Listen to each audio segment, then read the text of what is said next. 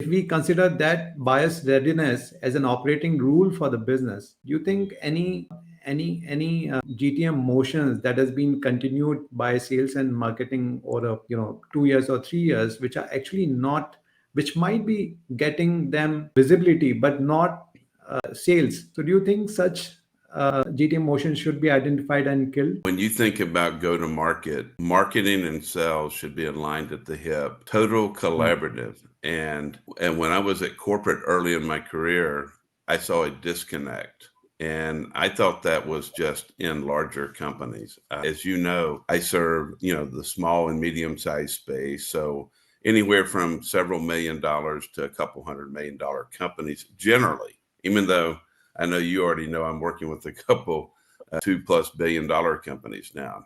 But it is amazing the disconnect. And what I will tell you is I think the pressure of performance and or people not performing going backwards, that puts additional pressure. And when I look at sacred cows, I kind of look at it and call it status quo.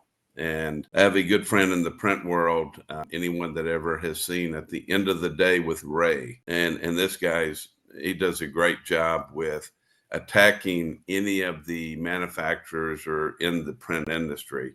And he always talks about status quo is the killer of all things invented. And I would take that to the sales environment. And when I say that, status quo is the killer of sales growth. And I know, Vish, you follow me on LinkedIn. Deepak, you do. You have probably seen no less than 100 posts from me this year that talks to status quo. And when you break it down, there are some misnomers out there.